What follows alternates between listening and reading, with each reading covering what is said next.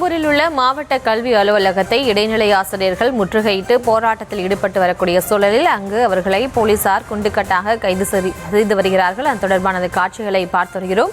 இவர்களோடு இணைகிறார் இந்த செய்தியாளர் வெங்கட்ரமணன். வணக்கம். அங்கு கள நிலவரம் என்னவாக இருக்கும்? முழு விவரம். சென்னை எழும்பூர்ல இருக்கக்கூடிய மாவட்ட முதன்மை கல்வி அலுவலகத்தில் இடைநிலை பதிவு மூப்பு ஆசிரியர்கள் இரண்டாவது நாளாக தற்பொழுது போராட்டத்தில் ஈடுபட்டுக் கொண்டிருக்கிறார்கள். சம வேலைக்கு சம ஊதியம் என்கின்ற அந்த ஒற்றை கோரிக்கையை வலியுறுத்தி நேற்றைய தினம் சென்னை நுங்கம்பாக்கத்தில் இருக்கக்கூடிய டிபிஐ வளாகத்தை முற்றுகையிட்ட நிலையில இன்றைய தினம் அங்கு காவல்துறை பலப்படுத்தப்பட்ட நிலையில இன்றைய தினம் சென்னை எழும்பூர்ல இருக்கக்கூடிய மாவட்ட முதன்மை கல்வி அலுவலகத்தில் தற்பொழுது ஆசிரியர்கள் காலை முதல் தொடர் போராட்டத்தில் ஈடுபட்டு வரக்கூடிய நிலையில அந்த போராட்டத்தில் ஈடுபட்டிருக்கக்கூடிய இடைநிலை ஆசிரியர்களை காவல்துறை தற்பொழுது குண்டுக்கட்டாக தரவென இழுத்து கைது செய்து வருகிறார்கள். அப்போது செய்வதெல்லாம் அநீதி, பேசுவதெல்லாம் சமூக நீதியா எனவும் காவல்துறை ஒழிக எனவும் இடைநிலை ஆசிரியர்கள் கோஷங்களை எழுப்பி வருகிறார்கள். காவல்துறை கைதின் போது மயக்கம் அடைந்த ஒரு சில இடைநிலை ஆசிரியர்களுக்கு இங்கு முதலுதவியும் அளிக்கப்பட்டு வருகிறது. தொடர்ந்து இந்த இடைநிலை ஆசிரியர்களை காவல்துறையினர் தற்பொழுது குண்டுக்கட்டாக வலுக்கட்டாயமாக தற்பொழுது கைது செய்து வருகிறார்கள்.